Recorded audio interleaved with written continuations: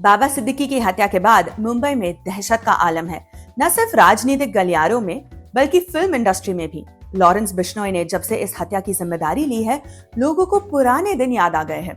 वो दिन जब बॉलीवुड पर बरसों तक अंडरवर्ल्ड का मनहूस साया रहा था, जब ज्यादा कामयाब होना अंडरवर्ल्ड को दावत देने जैसा हुआ करता था।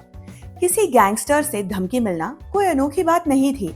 कभी किसी को पैसे चाहिए होते थे, तो कभी किसी को अपने किसी फेवरेट को रोल दिलवाना होता था। ऐसे कितने ही स्टार हुए जिन्होंने बकायदा पुलिस प्रोटेक्शन ली। उनकी बात तो छोड़ ही दीजिए जिन्होंने चुपचाप पैसे देकर जान छुड़ा ली।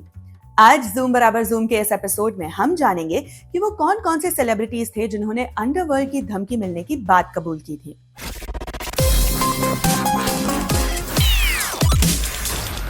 शाहरुख खान को अंडरवर्ल्ड से कई बार धमकियां मिली है। शाहरुख खान ने एक इंटरव्यू में बताया था कि उन्हें एक बार प्रोड्यूसर नाजिम रिजवी और फाइनेंसर भरत शाह ने एक फिल्म के लिए अप्रोच किया था। शाहरुख ने मना कर दिया। 6 महीने बाद नाजिम रिजवी शाहरुख के पास गया और बोला कि उसे छोटा शकील ने भेजा है। फिर एक फोन पर किसी आदमी से बात कराई जिसने खुद को छोटा शकील बताया। उसने शाहरुख से रिजवी की फिल्म में काम करने के लिए कहा। शाहरुख ने कहा कि वो पहले स्टोरी सुनेंगे। हालांकि वो फिल्म शाहरुख ने कभी नहीं की। ये वही नाजिम रिजवी था जिसकी फिल्म चोरी चोरी चुपके चुपके में अंडरवर्ल्ड का पैसा लगे होने का आरोप साबित हुए थे।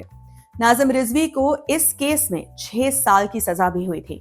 शाहरुख खान ने यह भी बताया था कि उन्हें अबू सलेम से भी धमकी भरे कॉल आया करते थे। लॉरेंस बिश्नोई वाला मामला ऐसा पहला केस नहीं है जहां सलमान खान को धमकी मिली हो। 2002 में उन्होंने मुंबई पुलिस में कंप्लेंट दर्ज कराई थी कि उन्हें अंडरवर्ल्ड से धमकियां मिल रही थी। उन्होंने फ्रेश आर्म्स लाइसेंस देने की भी मांग की थी। उनका पुराना लाइसेंस ब्लैक बक केस में रद्द कर दिया गया था। इसके अलावा रवि पुजारी गैंग की तरफ से भी उन्हें फिरौती के लिए धमकी भरे कॉल्स आया करते थे। बताया जा रहा था कि 90s में अबू सलेम गैंग से भी सलमान को धमकियां दी गई थी। 2006 में गोविंदा का भी अंडरवर्ल्ड की धमकियों से वास्ता पड़ा था। गोविंदा और उनके परिवार वालों को फोन पर धमकाया गया था। उन्होंने तुरंत पुलिस और होम मिनिस्ट्री को इस बारे में खबर कर दी थी। हालांकि उन्होंने ये नहीं बताया था कि उन्हें ये धमकियां दाऊद गैंग से मिल रही थी या कहीं और से। इन धमकियों को गंभीरता से लिया गया था और गोविंदा को एक्स्ट्रा सिक्योरिटी प्रोवाइड कराई गई थी। सिंगर सोनू निगम का भी अंडरवर्ल्ड से वास्ता पड़ चुका है। सोनू निगम ने पुलिस कंप्लेंट दर्ज कराई थी कि दाऊद इब्राहिम के खास आदमी छोटा शकील ने उन्हें धमकी भरे कॉल्स और मैसेजेस किए थे।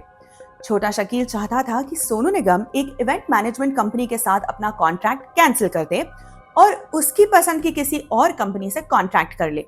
सोनू को भी तत्काल प्रोटेक्शन मुहैया कराई गई थी। एक और गायक अरिजीत सिंह से भी अंडरवर्ल्ड ने फिरौती की डिमांड की थी। अंडरवर्ल्ड डॉन रवि पुजारी ने उनसे 5 करोड़ रुपए मांगे थे। इसके अलावा रवि पुजारी ने अपने लिए फ्री में 2 स्टेज शोज करने की डिमांड भी की थी। अरिजीत ने इस मामले में मुंबई के ओशिवारा पुलिस स्टेशन में कंप्लेन की थी। हालांकि अरिजीत ने पुलिस प्रोटेक्शन लेने से इनकार कर दिया था। फिरौती के कॉल्स तो अक्षय कुमार को भी किए गए थे। 2013 में उन्हें भी गैंगस्टर रवि पुजारी की तरफ से कई धमकी भरे कॉल्स मिले थे। उनसे भी 5 करोड़ की फिरौती मांगी गई थी। अक्षय ने भी मुंबई पुलिस के पास अपनी शिकायत दर्ज करा दी थी। 2014 में मुंबई पुलिस ने 13 लोगों का एक गैंग गिरफ्तार किया जो प्रोड्यूसर डायरेक्टर महेश भट्ट को जान से मारने का इरादा रखते थे। गिरफ्तार लोगों में से एक ने महेश भट्ट के वॉचमैन से दोस्ती तक कर ली थी। गिरफ्तार हुए लोगों ने बताया कि उन्हें महेश भट्ट को मारने के ऑर्डर्स विदेश में रह रहे किसी गैंगस्टर से मिले थे। इसके लिए उन्हें हवाला से 11 लाख रुपए भी भेजे गए थे।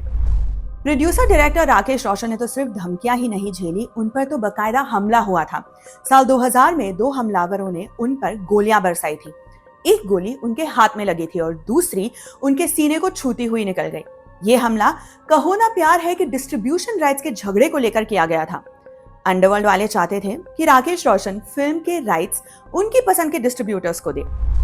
दामिनी और राजा हिंदुस्तानी जैसी फिल्में प्रोड्यूस कर चुके प्रोड्यूसर अली मोरानी को भी अंडरवर्ल्ड का कहर झेलना पड़ा था। पहले तो उन्हें फिरौती के लिए कॉल्स किए गए। जब उन्होंने कॉल्स को नजरअंदाज कर दिया तो उन पर हमला किया गया। 2 शूटर उनके जूहू स्थित घर में घुस आए और 5 राउंड फायरिंग कर दी। लकीली इस फायरिंग में कोई भी घायल नहीं हुआ। कहा गया कि ये फायरिंग उन्हें वार्निंग देने के लिए करवाई गई थी। त्रिदेव, मोहरा और गुप्त जैसी ब्लॉकबस्टर फिल्में बनाने वाले डायरेक्टर राजीव राय को भी अंडरवर्ल्ड से परेशान किया गया था। साल 1997 में उन पर एक कातिलाना हमला हुआ जिसे अबू सलेम का काम बताया गया। राजीव राय इस हमले से इतने डर गए कि अपनी पत्नी एक्ट्रेस सोनम और बच्चों के साथ भारत छोड़कर यूके चले गए। वहां 4 साल अज्ञातवास में बिताने के बाद वो भारत लौट पाए। 2013 में प्रोड्यूसर बॉनी कपूर को भी धमकी भरे कुछ कॉल्स आए थे। कॉल्स करने वाला अपने आप को रवि पुजारी गैंग का मेंबर बताता था।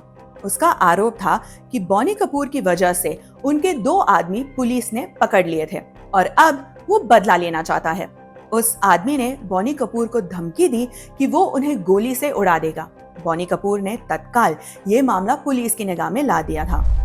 हैप्पी न्यू ईयर की रिलीज के वक्त एक्टर बोमन ईरानी को भी धमकी वाला फोन आया था। उनसे भी फिरौती मांगी गई थी। इस केस में भी गैंगस्टर रवि पुजारी का नाम सामने आया था। पुलिस ने तत्काल बोमन को सिक्योरिटी दे दी थी। जो बोमन ईरानी के साथ हुआ डिट्टो वही सोनू सूद के साथ भी हुआ। बोमन ईरानी को मिली धमकी के 3 दिन बाद सेम कॉल सोनू सूद के पास भी पहुंच गई। हालांकि उनसे या बोमन ईरानी से कितनी फिरौती मांगी गई थी ये पता न चल सका। मुंबई पुलिस ने सोनू सूद को भी प्रोटेक्शन मुहैया करा दी थी। ये जो केसेस हमने बताए ये मोस्टली 90s के हैं या उसके आसपास के। ऐसा लेटेस्ट केस भी लगभग 10 साल पहले का है। पिछले दशक भर से अंडरवर्ल्ड के साये से फिल्म इंडस्ट्री महफूज नजर आ रही थी, लेकिन अब फिर से दहशत के काले बादल छाए हुए नजर आ रहे हैं। लेट्स होप कि ये सब जल्द ही खत्म हो जाए। ऐसी ही और कहानियों के लिए और लिस्टिकल्स के लिए देखते रहिए एम बोले तो।